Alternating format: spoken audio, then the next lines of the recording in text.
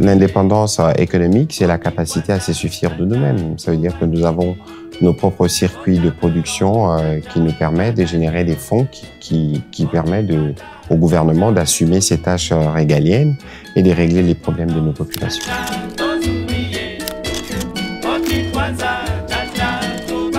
On n'a jamais parlé d'économie dans ce pays depuis d'ailleurs.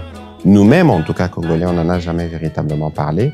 Peut-être que ceux qui étaient à la conférence de Berlin en 1885 l'avaient fait, mais regardez, depuis la vague de indépendance dans les années 60, on a eu une table ronde politique. On n'a pas parlé beaucoup d'économie, ni de comment on devait investir dans ces pays continents immenses. Donc la preuve, si vous regardez à travers l'histoire, depuis les années 60, on a commencé une histoire de dégringolade qui s'est jamais arrêtée jusqu'à aujourd'hui. Évidemment qu'il y a des efforts aujourd'hui qui viennent pour améliorer nos capacités contributives, mais pour s'assurer aussi que ce que nous générons est réversé pour les populations, notamment à travers des programmes comme la gratuité de l'enseignement, des infrastructures ou encore ce qui est versé dans la santé. Mais c'est clairement pas suffisant par rapport aux tonnes des problèmes qu'on a accumulés en 30 ans, 40 ans.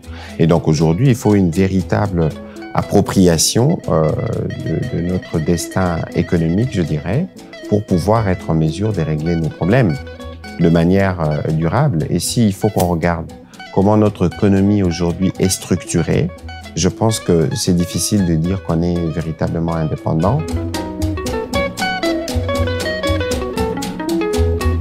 C'est d'abord une excellente initiative de voir que les jeunes veulent s'approprier aujourd'hui parce que il ne faut pas considérer que la jeunesse est l'avenir. La jeunesse, c'est d'abord le présent. Il est important donc de marquer de moments d'arrêt, surtout un jour comme celui-là, où nous réfléchissons ensemble, d'abord sur les diagnostics, ensuite sur les actions à entreprendre. Et donc, c'est un carrefour d'idées où nous serons là non pas que pour dire ce que nous faisons de par la position que nous occupons, mais surtout pour écouter les Congolais de comment ils perçoivent ce que nous faisons et quelle est leur compréhension globale des problématiques. Ensuite, apporter des éléments d'éclairage qui permettront aux uns et aux autres d'être prêts à relever les défis qui nous concernent.